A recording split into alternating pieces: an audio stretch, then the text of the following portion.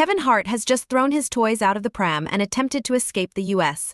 after the feds seemingly confirmed that he was found on Diddy's tapes. Kev, when you hosted for Diddy, did you catch any baby oil? I hosted for Diddy. You think he's safe in jail? Kevin Hart seems to be the latest celebrity creating some distance from Diddy. This comes in the wake of Diddy's sex trafficking arrest, which has led to the resurfacing of videos from some of his notorious parties. In 2010, Hart hosted one of Diddy's hotel gatherings filled with half-naked women and plenty of drinks. One part of the footage shows Hart, star of Jumanji: The Next Level, sitting at the edge of a jacuzzi tub in New York City's London hotel, surrounded by bikini-clad women. Several other celebrities were also at the party. To be clear, neither Kevin Hart nor any of the other celebrities present at the party have been accused of any wrongdoing or being aware of any criminal behavior. Meanwhile, Texas attorney Tony Busby, representing over 120 victims in civil lawsuits against Diddy, has hinted that others connected to Diddy's alleged illegal activities may also face accusations. Said that there are other big names that will come out in relation to these charges. He says the day will come, you said this, when you start naming names. When will that day be, and how big are these names that we're talking about? You know, people are very interested in that, of course. That comment has been repeated back to me, as you might imagine, many times. And people are, waiting with bated breath, hoping that, I'm going to name these big celebrity names. But I can tell you this, I look at it in this context.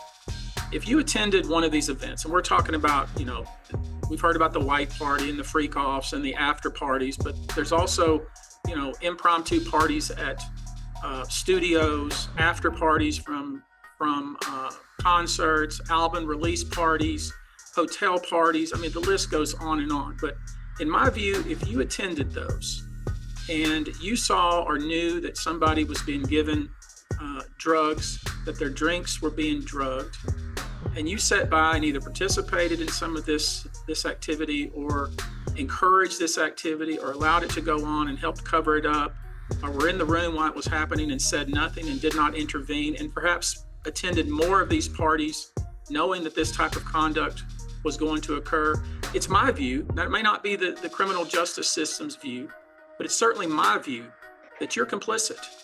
In a separate viral TikTok video, Hart is seen by a bathtub holding a microphone with a bikini-clad woman seated beside him and another in the tub behind him.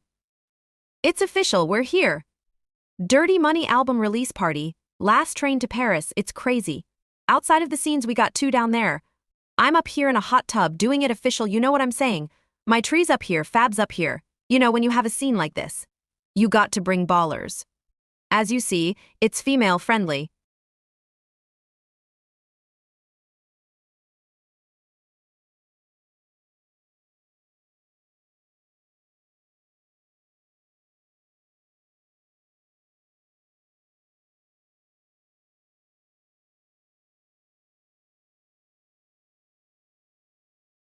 Later in the same video, Hart is shown standing next to Diddy, using the N-word in a tirade, with Diddy casually holding a drink.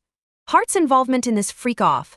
Hardy definitely points toward his past connections to the rapper, but he's not the only big artist to be closely associated with Diddy. The possibility of Will Smith, Justin Bieber, and Usher being on the tape seized by the FBI has recently been revealed. This chick that's being shopped around, a Diddy and another male, they say the other male is an A-list celebrity. I would wonder if he's white or black. And if I'm looking at any black guys that are A-listers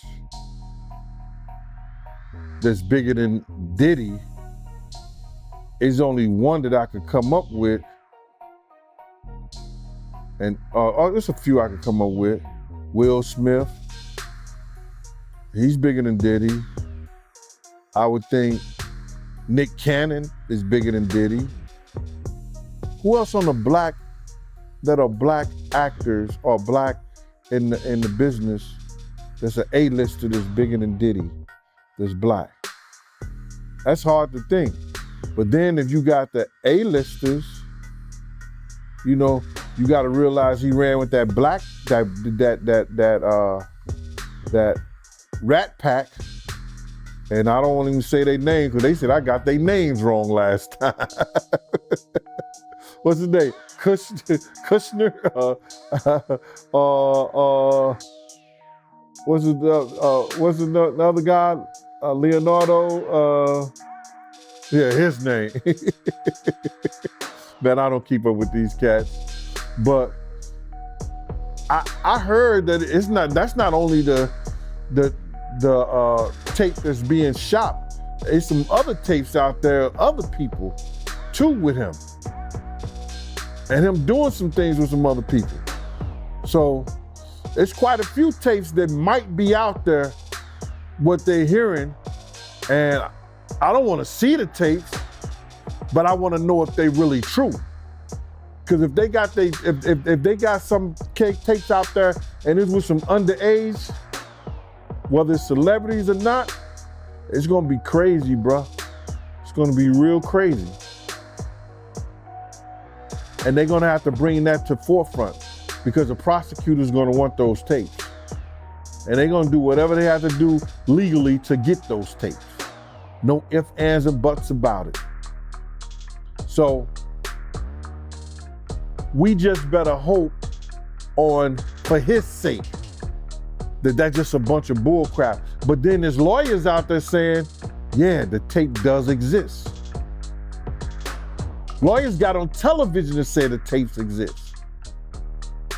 I don't really know or trust that, because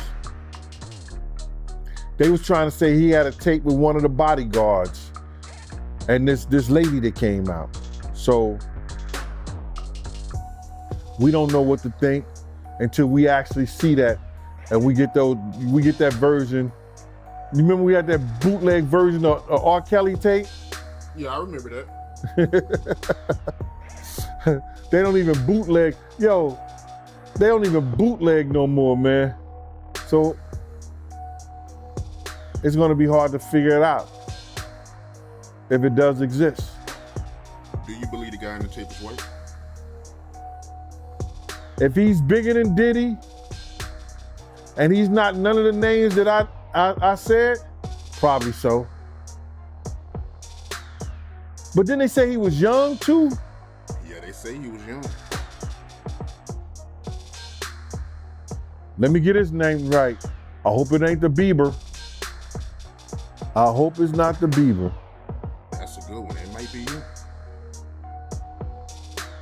But if they saying that the guy is young and he's an A-lister, I can't think of that many black people, man. Right, not at all. And somebody that's more powerful, more of a celebrity than Diddy, you understand what I'm saying? If they were saying somebody that was more celebrity than Diddy, he was an A-lister, he was younger, you know what I'm saying? And if he's not black,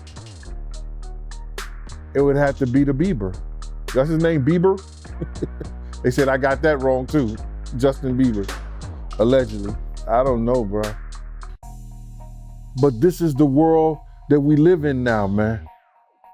That these individuals thinks is all right. Bruh,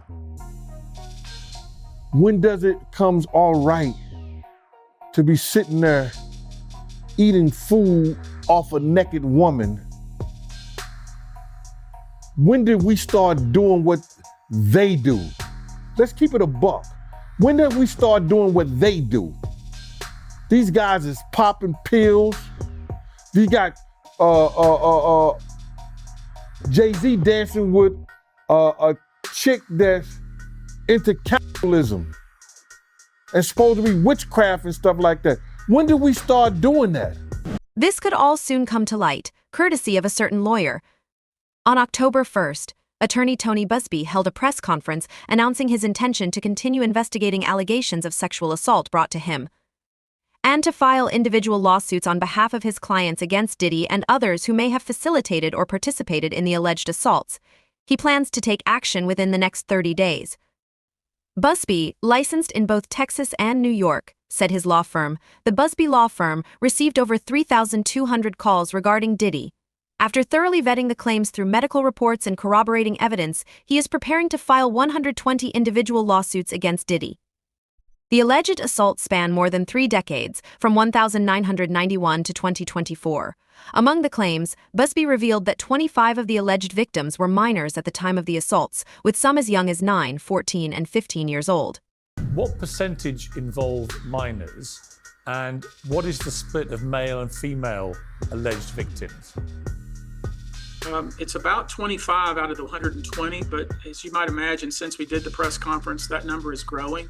Sorry, 25 minors or? 25 minors out Wow. of the 120 clients, yes, sir. You know, and the minors, they kind of fall into two categories. One would be the category of individuals with stars in their eyes, trying to break into the entertainment industry, who were either scouted or somehow found their way to a studio or to a location where they were being screened, and either the allegation is Mr. Combs himself or those around him involved took advantage of these people in some sort of quid pro quo to try to make them a star. And, you know, in some of these cases, it was the parents who were essentially handing their child off to a group of people that they trusted and who they thought were going to make their child a star. That's one group. The second group of minors would be individuals who were recruited, whether it be in a hotel lobby, whether it be at a show from the crowd, invited to a after concert party that made its way to a hotel, whether it be to some of the parties that we all heard about. They went there at age 16. You know, there's a few that for instance attended a party in the Hamptons and they were only 16 and taken advantage of there. So you know, it really runs the gamut. But you know, it's the allegations obviously are very egregious. We have to be very careful and responsible about how we pursue these. These are individual cases, will be filed. Each case will live or die on its own merits. Each case will have one or more defendants. In some cases, they'll all, you know, they may be different. Busby also highlighted a disturbing pattern in the allegations, where many victims claimed they were given drinks laced with substances, sometimes identified as horse tranquilizers, causing them to pass out. The victims then reported being sexually assaulted while others watched. Busby intends to pursue claims on behalf of his clients, including violent sexual assault facilitated with a controlled substance, false imprisonment, sexual misconduct, and unauthorized dissemination of video recordings. In addition to targeting Diddy, Busby plans to go after silent accomplices, as well as those who allegedly stood by and encouraged the assaults, and corporate entities that profited from the behavior. Due diligence, because obviously, you know, these types of allegations are very hurtful to people if they're not true, and very hurtful, frankly, if they are true. But if they're true, you shouldn't have been in the room and you shouldn't have been participating. So I anticipate that we're going to start filing lawsuits, and it may not be big names at first, but we have a long list of names. And you might imagine in situations like this, that when a victim tells us that this person was in the room or this person participated, we want to do as much due diligence as humanly possible before we file that case, because in the United States, in almost every state, public filings are in fact public. And you know, when you name somebody in a lawsuit, the press is going to pick it up, and we're aware of that. So we're going to make sure that we dot our I's and cross our T's, and I expect that there will be some people named in these lawsuits that will raise some eyebrows.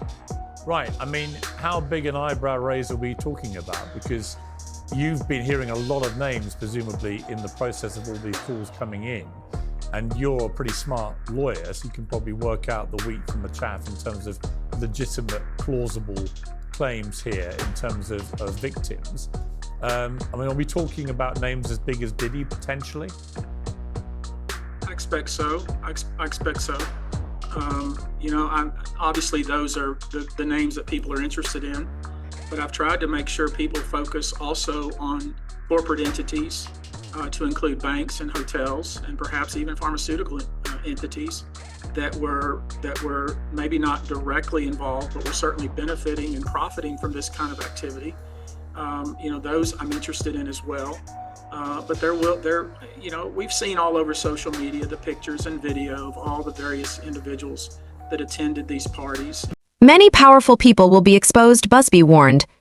Many dirty secrets will be revealed the longer this stretches on. The worse Diddy is starting to look, because just recently 6 suits have been filed against him, courtesy of Tony Busby. The wall of silence has now been broken, and victims are coming forward.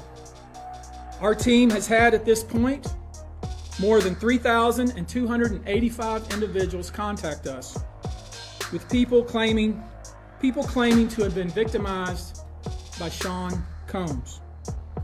After vetting, we now represent 120 individuals who intend to bring civil claims in civil court against Sean Diddy Combs, as well as claims against many other individuals and entities that we will name as defendants as we file these individual cases. The latest filings span nearly 3 decades, from 1995 to 2021, and detail different accounts of horrific sexual assault. In 95, a woman says she attended a party for Notorious B.I.G.'s music video, One More Chance. It was there she claims Combs raped her in a bathroom. The woman said Combs brought her into the bathroom to talk privately and then began kissing her unexpectedly. She says she tried to pull away and he allegedly slammed her head into the wall, which caused her to fall to the floor. When she was on the floor, the producer allegedly hit her again, lifted her dress, and raped her.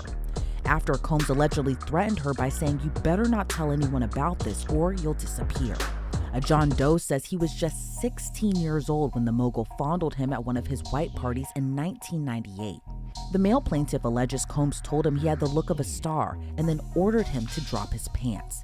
He claims Combs explained to him that it was a rite of passage to becoming a music star and allegedly asked him, "Don't you want to break into the business?" The then teen says he complied out of fear, anxiety, and the power imbalance he felt with Combs, and later realized what he says happened was sexual assault. The stories have just become progressively more horrifying. Another Jane Doe alleges Combs raped her in a hotel room after he invited her and a friend there for a party. Combs allegedly gave them drinks and told them to snort cocaine. The woman, who was a freshman in college, says Combs forced her friend to perform oral sex on him and threatened to kill them if they didn't comply. In 2006, another John Doe, who was a security guard at the now infamous white parties, claims he was sexually assaulted by Combs. The man says he began to feel extremely ill at the party after drinking 2 drinks with alcohol that were provided by Combs. The accuser says he was disoriented and alleges the Bad Boy Records founder forcibly pushed him into an open van, held him down, and sexually assaulted him. In 2008, another man claims he was sexually assaulted by Combs in a New York Macy's. This John Doe says he was an advisor at Echo Clothing, a competitor of the mogul Sean John clothing line. He claims he was in a stockroom at Macy's in Manhattan when Combs and 3 bodyguards entered. Doe alleges he was turning a corner in the stockroom when he was hit around the base of the neck, possibly with a pistol.